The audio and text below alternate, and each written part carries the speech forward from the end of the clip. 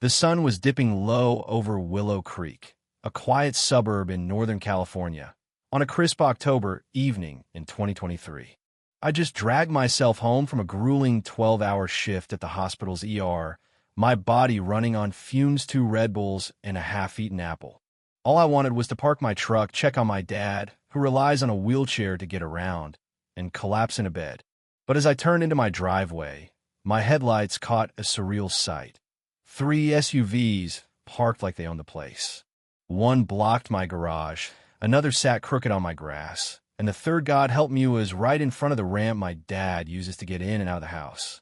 I sat there, engine humming, staring at the scene like I'd lost my mind. Taped to my mailbox was a handwritten note. Overflow parking for HOA Fall Fest. Thank you, kind neighbor. Kind neighbor? I hadn't agreed to jack. I'd been out of town for 2 weeks, and not one soul from the HOA had bothered to call or text. Then I saw her, Lydia. Wide-brimmed hat, clipboard clutched like a shield, a glass of rose in one hand, and a smirk that screamed she'd already won. She was strutting across the cul-de-sac, orchestrating her little festival like a queen. My driveway, my home, my dad's freedom hijacked for her self-important circus. That's when it hit me.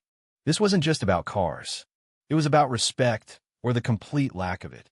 And if Lydia wanted to play dirty, I'd give her a game she'd never forget, a lesson carved in stone, delivered with a smile. The audacity didn't stop at the parking. When I stepped out of my truck and waded into the crowd, it was like crashing a reality TV reunion. Tables groaned under platters of tiny sandwiches. A Bluetooth speaker blared acoustic covers of 2000s hits, and someone had set up a pet grooming station by my rose bushes. Lydia spotted me and sashayed over, heels clicking like a countdown to war. No greeting, just a breezy, "Oh, you're back early? We didn't expect you until tomorrow. The cars will be gone by tonight, don't worry. You're cool with it, right?" As if she was borrowing a pen, not my entire driveway and my dad's lifeline. I cut straight to it.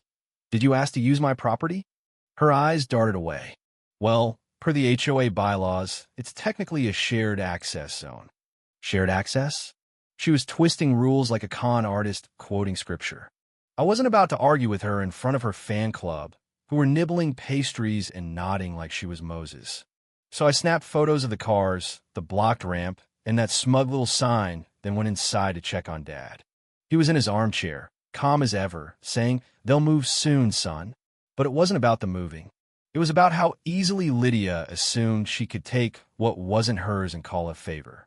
That night, after the crowd cleared, I logged into the HOA portal and filed a formal complaint, attaching the photos, a survey proving my driveway was private, and a statement about the accessibility violation. It was sharp, professional, and laced with just enough legal jargon to make anyone nervous. By morning, Lydia's response landed in my inbox. She'd personally overseen the event parking and was so sorry for any inconvenience. She claimed it fell under a community spirit clause and wasn't a violation. The letter ended with an invitation to the next HOA meeting to better understand our shared goals. I was floored. Not only had she trespassed, but she was now framing it as my duty to support her chaos.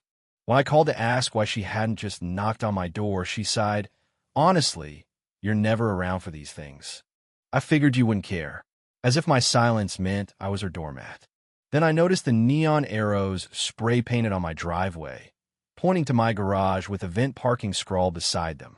Washable chalk paint, sure, but bold and official looking, like a city road crew had done it.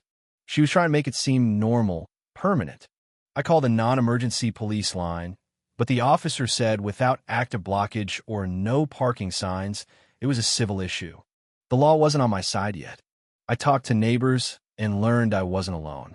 Lydia had a history, finding people for fake violations, changing gate codes without notice, even charging someone for a mailbox that didn't break any rules. No one had fought back. She was loud, relentless, and armed with just enough pseudo-legal nonsense to scare people. That's when something in me shifted, not anger, but clarity. I wasn't going to play her game with emails or complaints. I'd give her what she wanted: access. Permanent, undeniable access no car could cross. I called my old friend Miguel, who ran a top-notch construction crew. Over beers, I laid out the plan. His eyes lit up. "You want a wall, don't you?" I nodded. "A waist-high, code-compliant, brick barrier, beautiful, legal, and just tall enough to stop any tire." Miguel grinned. "Revenge that looks pretty. I'm in." I applied for a landscaping permit, calling it a decorative garden border with solar lights and flowers. A buddy in the zoning office fast-tracked it, and I ordered 500 red bricks under my handyman business license. They arrived Friday night, offloaded quietly behind my fence. Miguel's crew showed up at 2 a.m., working by headlamp, laying bricks with precision. By dawn, a 3.5-foot wall curved across my driveway, glowing with solar lights. It was stunning, clean, elegant, and a giant middle finger to Lydia's entitlement. When her brunch guests arrived at 9 a.m. and found no parking, the chaos was glorious. One guy honked like the bricks might scoot over. Lydia stormed out in a bathrobe, screaming, "What is this?" She banged on my door, waving her phone. "You can't build in a shared space. It's against the rules." I handed her my laminated permit. "It's a landscaping feature, fully approved." Her face turned purple. She called an emergency HOA meeting on her lawn, ranting while neighbors watched. But Jim, a retired architect on the board, inspected the wall, checked its alignment, and said, "This is solid work. Helps with runoff, too." He shook my hand and left Lydia fuming. She posted a tirade on the neighborhood app, calling the wall a community hazard.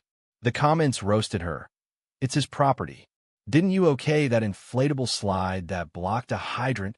The wall became a local legend. People took selfies with it. A delivery guy posed with his pizzas, captioning it the Great Lydia Barrier. But Lydia wasn't done.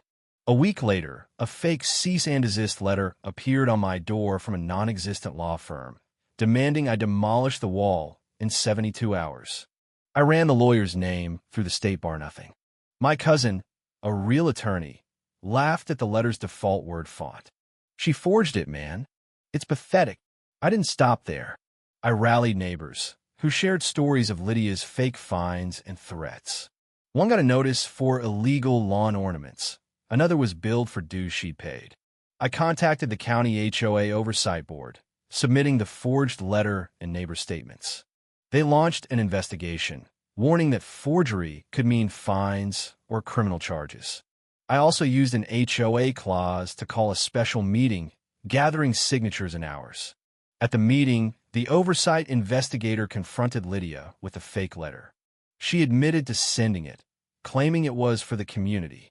When he listed the penalties up to $5,000 in fines, she crumbled. Neighbors shared years of her bullying, from harassing a widow over weeds to fining kids for chalk art. The board president suspended her on the spot, and the room cheered. The audit that followed was brutal.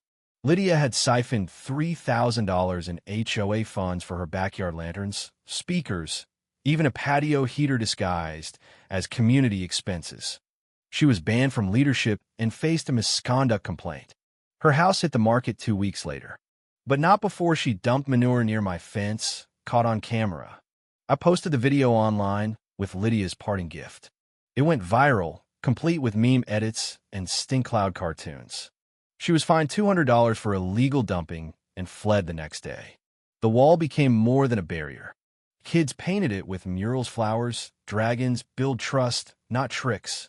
A neighbor added a bench, making it a community hub. The HOA elected me vice president, and we rewrote the bylaws to prevent future Lydias. The wall, once my rebellion, was now a symbol of unity. A journalist wrote about it, calling it the wall that fought back. Strangers messaged me, inspired to stand up in their own neighborhoods. The new owners of Lydia's house found her hidden stash of fake fine notices, which we voided. The neighborhood bloomed potlucks, fixed sidewalks, a thriving garden.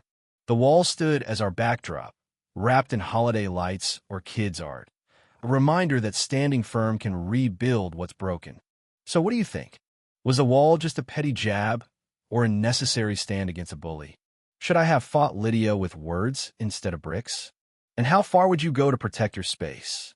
Drop your thoughts below, hit that like button, and subscribe for more stories where everyday people take back what's theirs.